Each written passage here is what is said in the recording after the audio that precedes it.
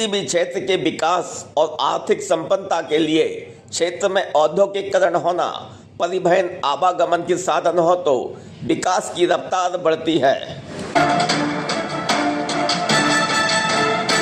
मध्य प्रदेश और गुना संसदीय क्षेत्र का अशोकनगर एक ऐसा जिला है जहां औद्योगिकीकरण के नाम पर जीरो है।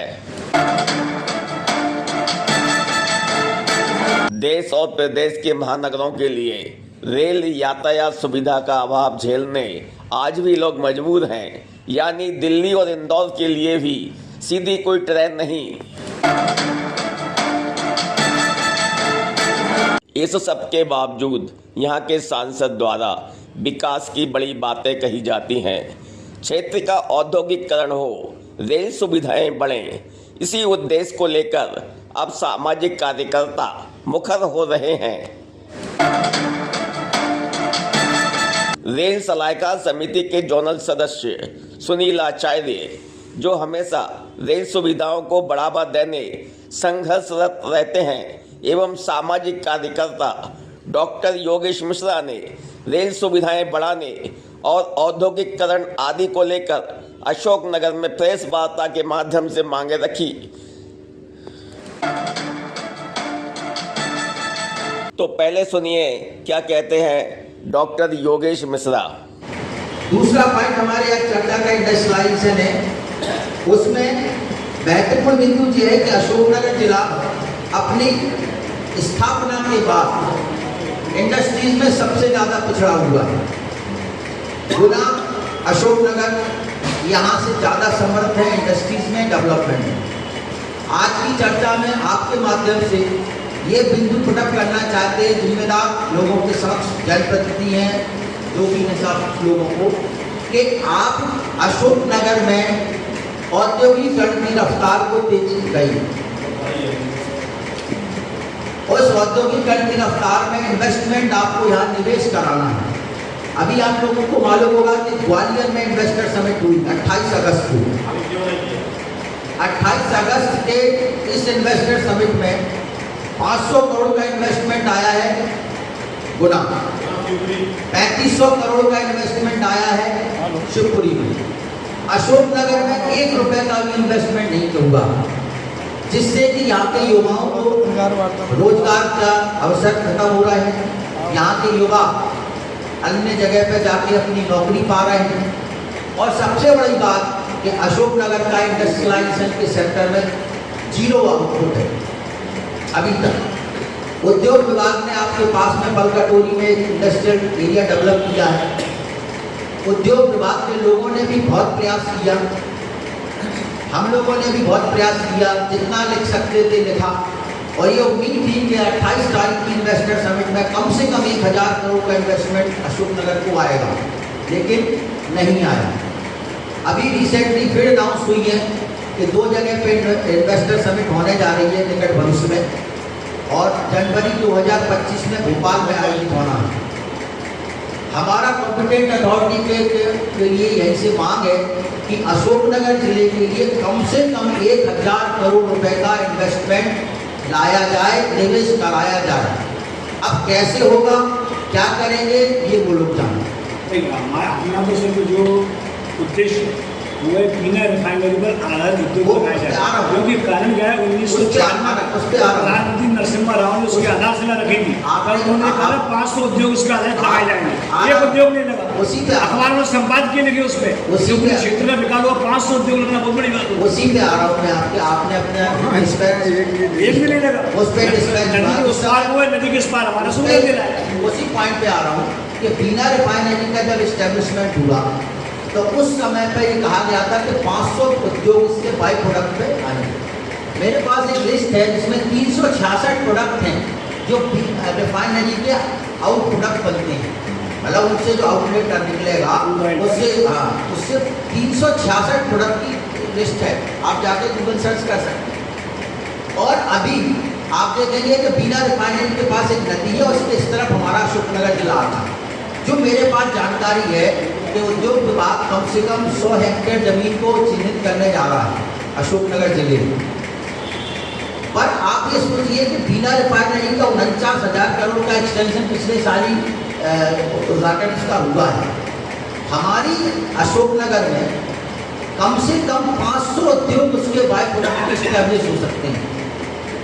तो उस पर तेजी से काम किया जाए और ज़्यादा से ज़्यादा इंडस्ट्रीज अशोकनगर जिले को फोकस करके लगवाई जाए। बिना रिफाइनरी बेस्ड हो सकती हैं। अशोकनगर चूंकि कृषि प्रधान जिला है, एग्रीकल्चर बेस्ड, मैकेनिकल बेस्ड और दूसरा सर्विस सेक्टर के इंडस्ट्रीज को भी यहाँ पर इस्टेब्लिश कराया जा सकता है। हमारा जिला पर्यटन में भी आ गया, चंदेरी पर्यटन क्षेत्र घोषित हो चुका है।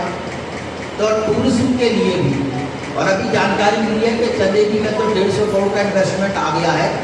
वो पिछले बार हुआ था, ये अभी नहीं आया। ये उज्जैन वाली समिट में MOU साइन हुआ था, वहाँ पे रिसोर्ट वगैरह बना रहे हैं। वो पहले वाला है, ये अभी का है। तो दूसरा क्वेश्चन है, तो उसको कंक्लूड कर रहे हैं कि बिना रिफाइनरी बेस्ड प्रोडक्ट के लिए इस्टेब्लिशमेंट कराया जाए और कम से कम 1,000 करोड़ का इन्वेस्टमेंट कॉम्पिटेंट अथॉरिटीज यहाँ पर इस्टेब्लिश कराएं ताकि यहाँ के युवाओं का बढ़ाएं। और आप लोगों से अपेक्षा है आपके नेतृत्व में एक सिंधियाई से डेपुटेशन ले जाना। जी बिल्कुल बिल्कुल, हम तैयार हैं। क्या तीसरा चर्चा का बिंदु है कि अशोकनगर जिले को 4 लेन एक्सप्रेस वे से कनेक्ट करना। 4 लेन, आज मैं इसको एलैबोरेट कर रहा हूँ। 4 लेन एक्सप्रेस वे से कनेक्ट करना। तो अभी तक अशोकनगर 4 लेन से कनेक्ट नहीं है, गुना और अशोकनगर AB रोड से कनेक्टेड है। तो उसका विकास उसके लेवल में हो रहा है।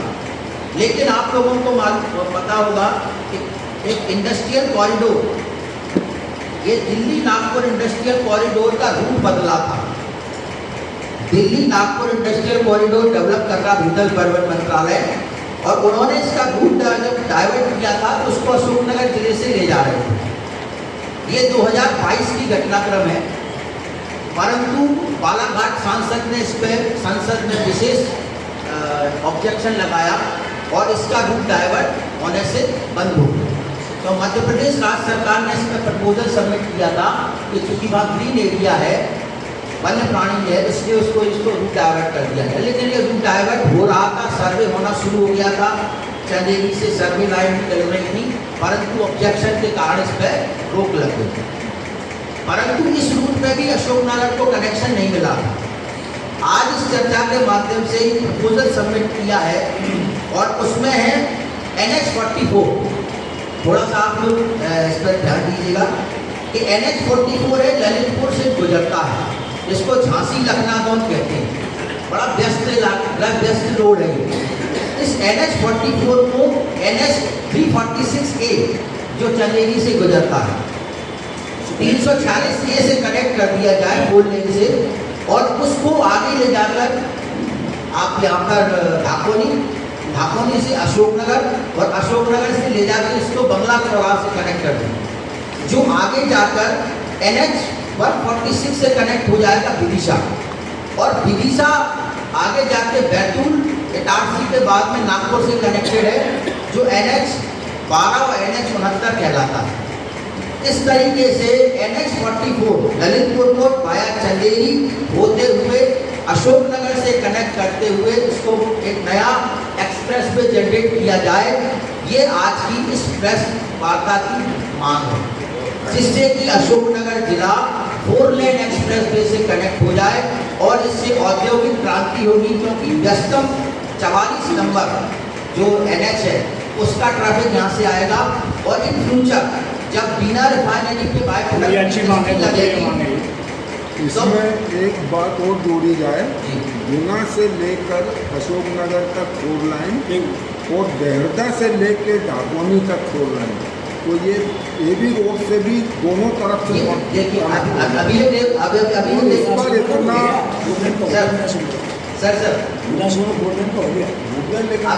अभी आपको एक अपडेट अभी और बता रहा हूँ।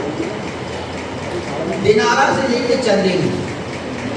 से लेके चंदेरी का 80 किलोमीटर का 4 लेन अप्रूव कर दिया है मंत्रालय ने। 442 करोड़ का प्रोजेक्ट है, तो चंदेरी तक 4 लाइन आ रही है। वो अप्रूव हो गया, उसका कुछ दिनों में काम शुरू हो जाएगा। ये जो पर्पज है कि वो जो 4 लेन दिनारा से चलेगी का अप्रूव किया है, और ये NH-44 तो सबसे व्यस्तम है। आप कभी लखनऊ वाला हाईवे देखा होगा, झांसी वाला, जो पूरा ट्रैफिक जो दिल्ली और आपका नागपुर कॉरिडोर इंडस्ट्रियल कॉरिडोर बना रहे हैं, उसका ये रूट बाईपास हो जाएगा। हालांकि वैकल्पिक मार्ग बन जाएगा NH-44, 346 और वाया एक वैकल्पिक मार्ग ये भी बन सकता है बीना से सीधे एबीओ गुना।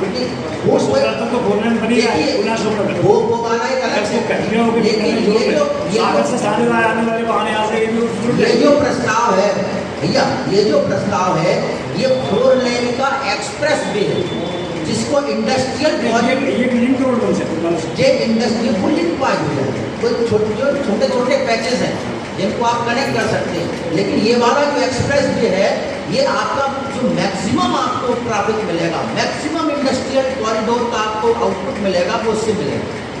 ये तो तीसरी मांग है, तो इस पे आप लोगों का सहयोग चाहिए कि इसको मैक्सिमम आप अपलिफ्ट करें और भूतल मंत्रालय तक ये बात पहुँचे और हमारा एक हाईवे 4 लेन एक्सप्रेस वे इंडस्ट्रियल कॉरिडोर के रूप में हमें मिल जाए।